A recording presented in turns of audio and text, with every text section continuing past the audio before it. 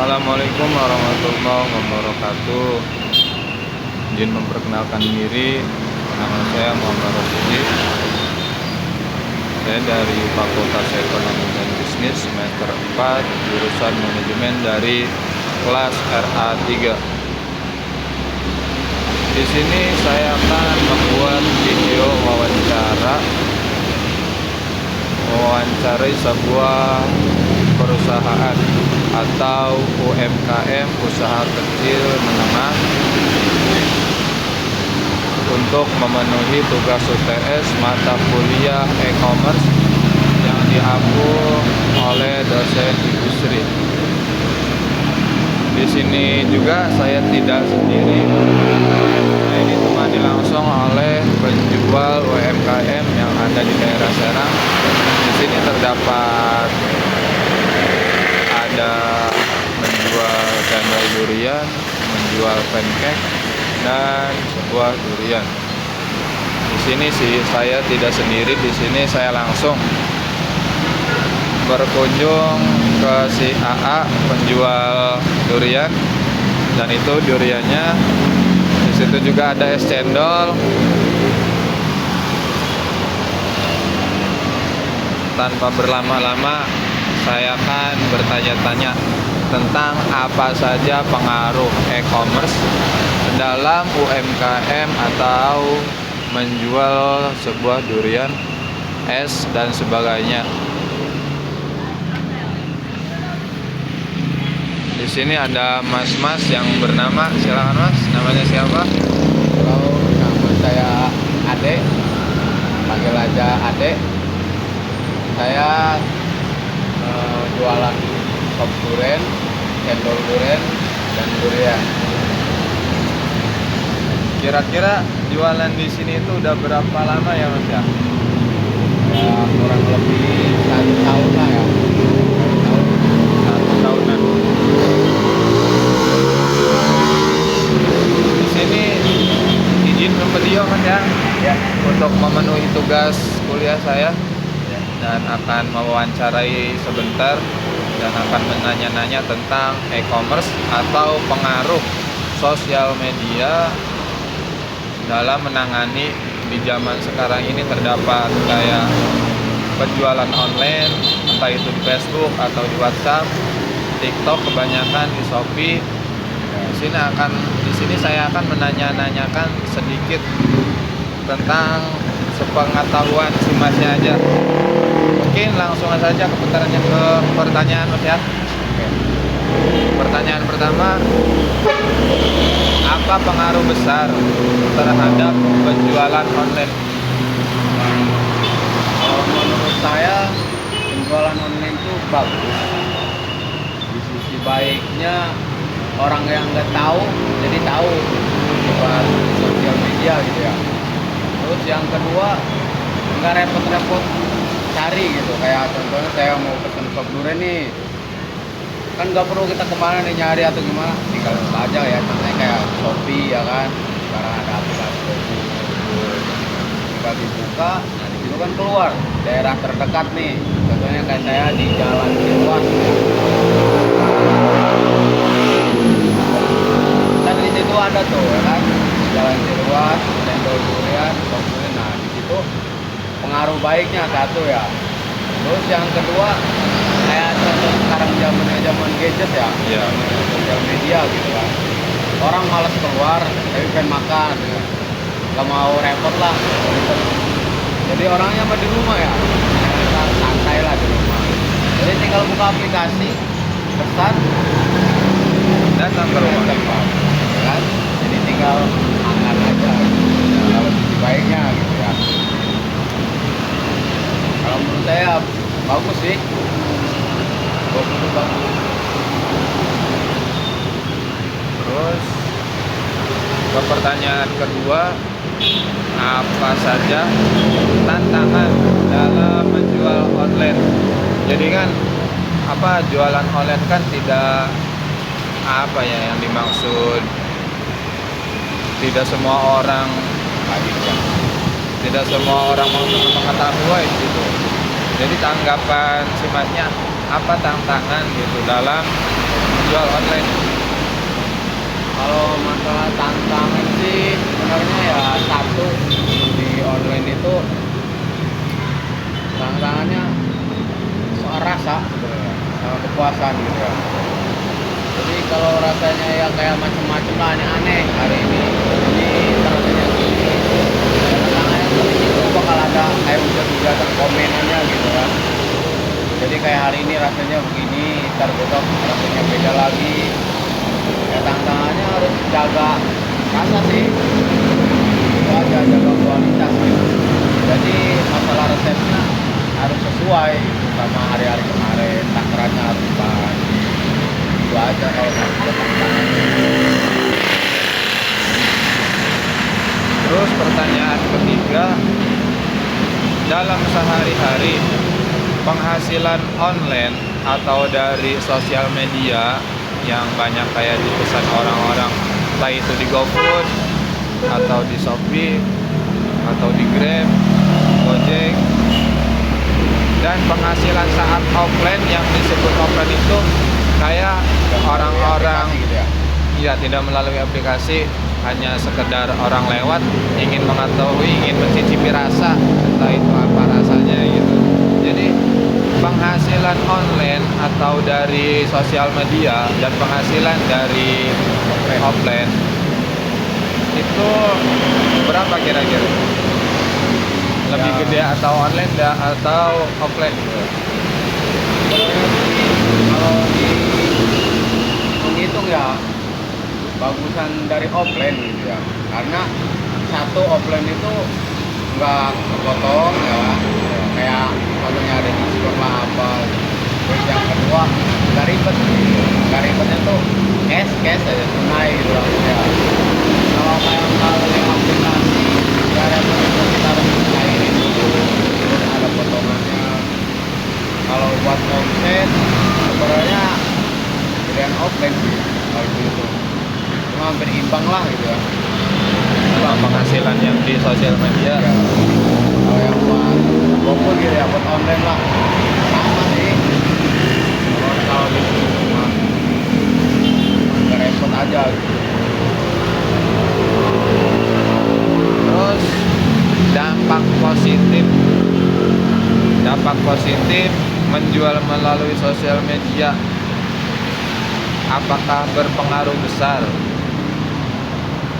Jadi kita menjual secara kayak online itu, apakah pengaruh itu sangat besar?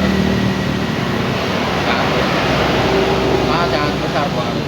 Kalau buat penjualan online, pengaruh besarnya satu, membuat orang jadi tahu, menarik gitu kan. Tarik lah gitu, tarik besar kalau buat saya online itu. Jadi buat orang yang nggak tahu itu jadi tahu gitu. Terus nggak repot.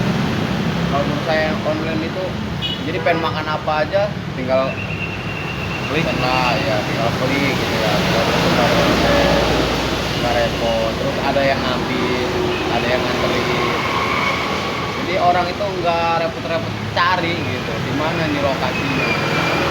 Terus juga kan kalau di online itu kebanyakan ya orang-orang ya kayak sekarang gitu, orang malas-malas keluar, jadi pengen di rumah aja gitu. Kayak lagi kumpul sama keluarga gitu, nggak ada yang jalan nih, dan nyari apa ya, melalui online itu menurut saya udah gitu, cepet lah gitu. Jadi pengaruh sosial media itu sangat positif gitu. Membantu lah. Terus pertanyaan selanjutnya, bagaimana membangun kerja sama dalam tim untuk meningkatkan penjualan online? Jadi kan sifatnya kan mungkin bukan satu cabang doang harusnya, Ada 4 ada 4 cabang. yang aktif ya. Terus dalam 4 cabang itu kan pasti mempunyai atau ada penjualan yang seperti Grab. Terus itu apa? Bagaimana membangun kerja dalam tim untuk meningkatkan penjualan online supaya penjualan itu sangat membeludak lah, sangat besar.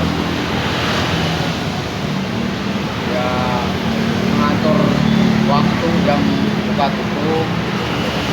Kayak contohnya kita buka jam 8 pagi gitu udah buka. Nah di situ kita sama-sama karyawan gitu, sama-sama kuliah ya, berbagi tugas lah gitu. Gimana caranya jam 8 kita udah standby di sini, masakan yang mau kita jual udah ready lah gitu, tinggal jual. Terus yang kedua, satu orang tuh harus fokus gitu ke HP lah gitu ya, yang buat nerima pesanan, ada yang masuk. Jadi satu orang itu khusus pegang HP, dia itu harus ngawasin yang kayak jualan online ini. Jadi kalau ada yang pesen, dia langsung kasih tahu ke kita, ke temen yang lain, ini ada pesanan nih, ada yang masuk berapa gitu. Jadi langsung, jadi yang lainnya itu kan setiap lapak ini kan ada 3 orang nih, yang satunya HP, yang satunya itu fokus kalau ada orang makan di sini, kayak orang beli itu lewat gitu ya. Ada orang tuh fokus ke situ, yang satunya ini khusus Grab gitu, khusus online, GoFood. Jadi 3 orang itu menurut saya cukup gitu ya, cukup buat bagi-bagi tugas lah gitu. Jadi kesana kesini pegang, saling bantu gitu, saling ngelengkapin. Kayak contohnya ada yang masuk dulu nih Grab ya, kita utamain dulu GoFood. Kalau ada yang datang offline lah gitu, ya kita bagi, yang satu pegang GoFood, yang satu ini layanin yang di sini gitu, offline. Itu aja sih ya, saling membantu. Terus bagaimana kita menanggapi pelanggan untuk mereka merasa puas atau atas kinerja kita sebagai penjual? Intinya kita itu harus melayani mereka itu gimana gitu, supaya penjual itu merasa oh ternyata di sini tempatnya enak, penjualnya juga ramah atau gimana. Jadi kita sebagai penjual itu menanggapi pembeli itu harus kayak gimana itu, supaya si pembeli juga tidak merasa sungkan.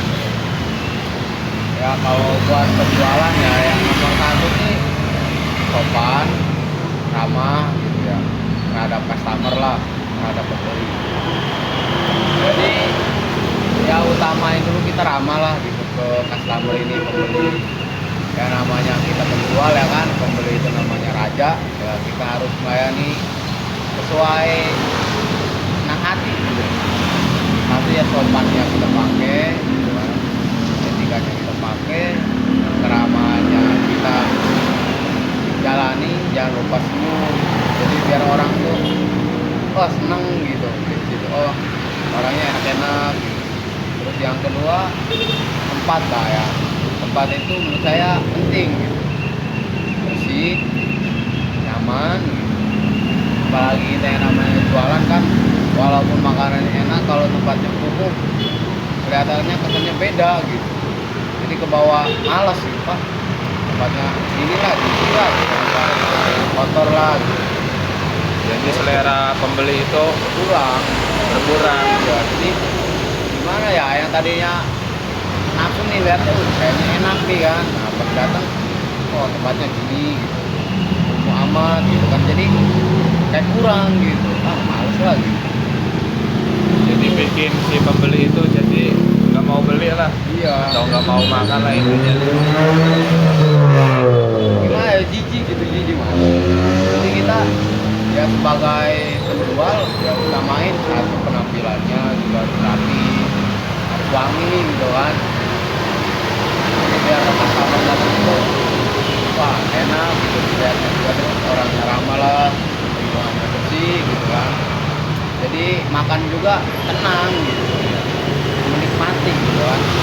Karena sama orang beli itu kan pengen puas gitu, soal rasa, soal tampilan, soal ya apa ya, pelayanan, biar si konsumen ini merasa puas. Nah akhirnya kan bisa balik lagi gitu kan, bisa bawa keluarganya lah khususnya gitu kan.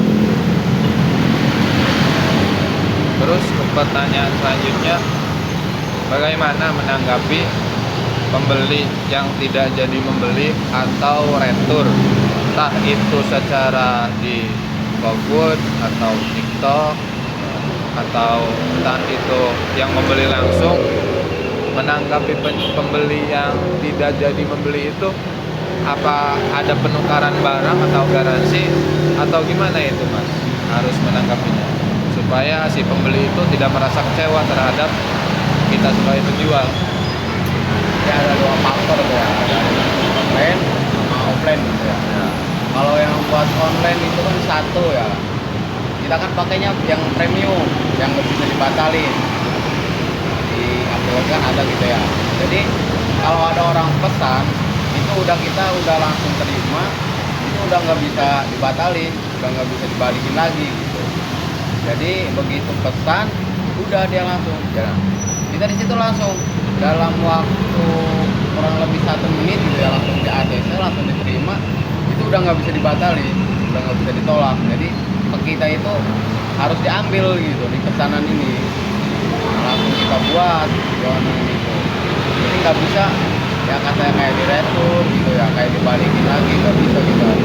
Jadi begitu pesan kita siapin, kita tunggu gitu.